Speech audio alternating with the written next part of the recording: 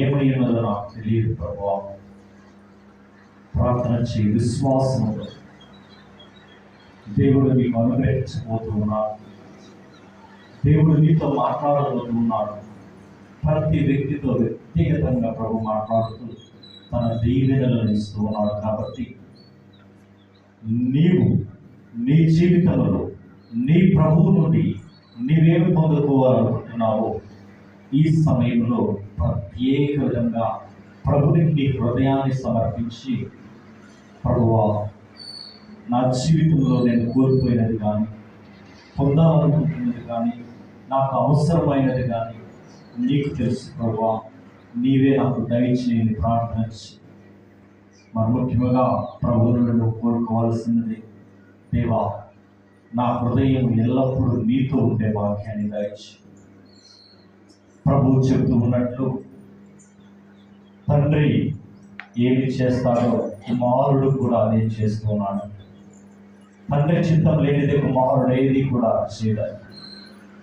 తండ్రి జీవము గలవాడై తనంతట తాను ఉన్నట్లే కుమారుడు కూడా జీవము గలవాడై తనంతట తాను ఉండేవాడిగా తండ్రి ఏర్పరచుకున్నాడు.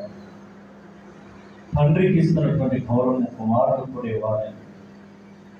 అందుకని ఈరోజు సువిశేషంలో మాత్రం మనం వింటూ ఉన్నాం.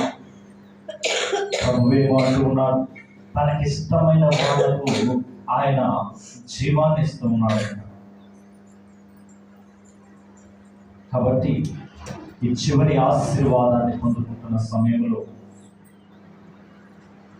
వ్యక్తిగతంగా ప్రభుత్వం మాట్లాడుతూ మనకు కావాల్సినటువంటి ప్రతి అవసరతను మన జీవితంలో మనం పొందుకోవాలనుకున్న ప్రతిదీ కూడా ప్రభునికి సమర్పించి దేవుని యొక్క ఆశీర్వాదం ద్వారా ఆ యొక్క వరము మనం అనుగ్రహించాలని ప్రార్థన చేస్తూ,